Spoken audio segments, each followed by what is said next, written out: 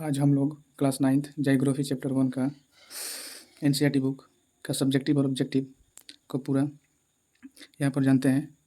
वस्तुनिष्ठ प्रश्न है हमारा। क्षेत्रफल की दृष्टि से भारत का विश्व में कौन सा स्थान है?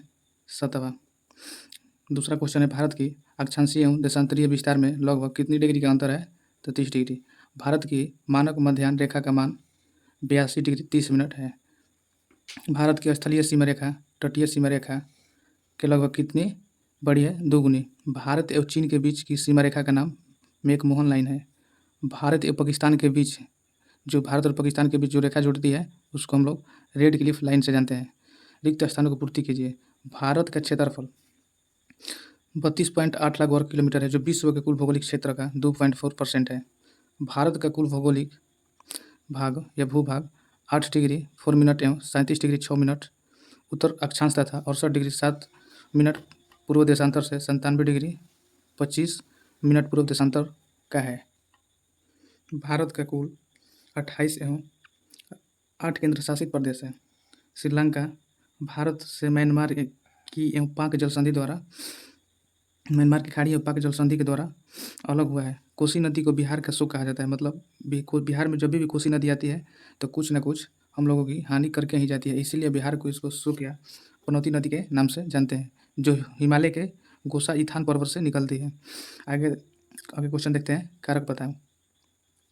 भारत का अक्षांशीय और देशांतरीय विस्तार लगभग समान है, किंतु भूमि पर दोनों की वास्तविक दूरी समान नहीं है। क्योंकि भारत का अक्षांशीय और देशांतरीय विस्तार दोनों लगभग समान 30 डिग्री है, किंतु भूमि पर दोनों में वास्तविक दूरी समान नहीं है। इसका कारण यह है कि पृथ्वी पर अंतर अक्षांशीय दूरी समान रहती है, किंतु अंतर देशांतरीय दूरी जैसे ध्रुव की ओर जाते हैं कम हो जाती है। भारत के अरुणाचल प्रदेश के निवासी सौराष्ट्र के निवासी की तुलना में सूर्योदय होने से 2 घंटे पहले ही उठ जाते हैं। क्यों?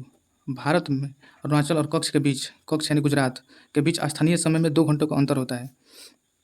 जब अरुणाचल प्रदेशों में सूर्योदय होता है तो उस समय कक्ष में यानी गुजरात में अंधेरा हो जाता है और वहाँ 2 घंटों के बाद सूर्योदय हो जाता है। ऐसा दोनों में 30 डिग्री देशांतरीय विस्तार के कारण होता है। कहने का मतलब है कि अरुणाचल प्रदेश हम लोगों को पूरब में होता है। पूरब में होने की वजह से जो सूर्य है उसका सूर्य की रोशनी सबसे अधिक और सबसे पहले आती है, और गुजरात जो हमारा है पश्चिम में होता है। गुजरात पश्चिम होने की वजह से वहाँ गुजरात को हम लोग सौराष्ट्र या कक्ष बोलते हैं। पश्चिम होने की वजह से यहाँ पर 2 घंटा बाद सूर्योदय होता है।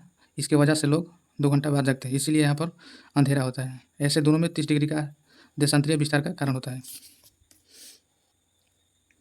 भारत के जम्मू कश्मीर राज्य में जाड़े की ऋतु में जहाँ लोग गर्म कपड़े के लिपटे रहते हैं, वहीं दक्षिण राज्य में केरल के निवासी खुले बदन एवं लुंगी में रहते हैं। क्यों? भारत का उत्तरी किनारा जम्मू कश्मीर राज्य में है तथा 37 डिग्री 6 मिनट अक्षांश रेखा और इसके उत्तर किनारे से गुजरती है। अतः विषुवत यानी मध्य रेखा से यह काफ़ी दूर पर है तथा सूर्य की किरण यहाँ अत्यंत तिरछी पड़ती है। परिणाम यह है कि सूर्य का तापमान कम मिलता है और जाड़े की ऋतु में अत्यधिक या अत्यंत ठंडक पड़ती है। इसके विपरीत भारत के दक्षिणी भाग केरल और तमिलनाडु राज्य में विषुवत रेखा से काफ़ी निकट है, अतः यहाँ सूर्य की किरणें अपेक्षाकृत सीधी पड़ती है और यहाँ पर सूर्य की ताप अधिक मिलता है।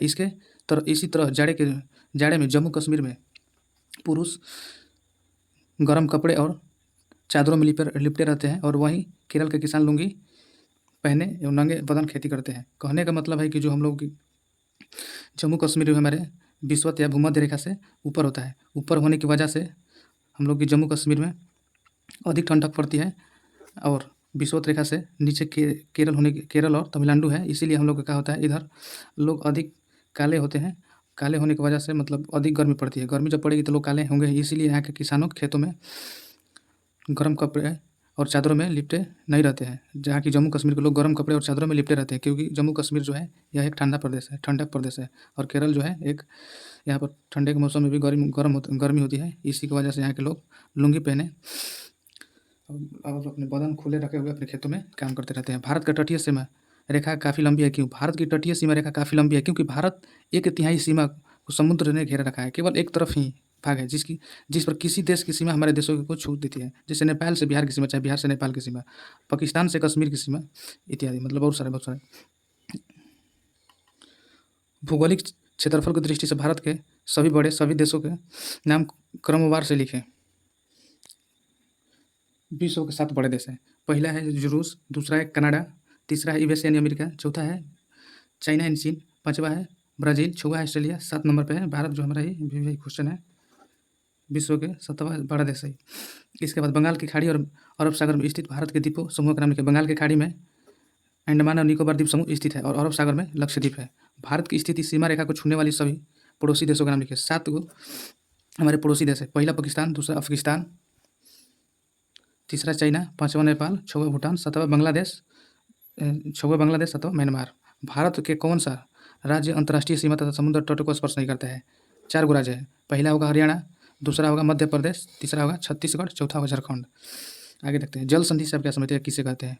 वह जल क्षेत्र जो 2 स्थलों खंडों को जोड़ता है, जैसे भारत और श्रीलंका के बीच। भारत और श्रीलंका के बीच जोड़ने के लिए एक पाक जल संधि है जो क्या करता है, भारत और पाकिस्तान को जोड़ता है। यह भारत और पाकिस्तान को जोड़ने वाली जल संधि को हम लोग पाक जल संधि के नाम से चलते हैं। इसका दूसरा नाम पाक जल डमरू भी है।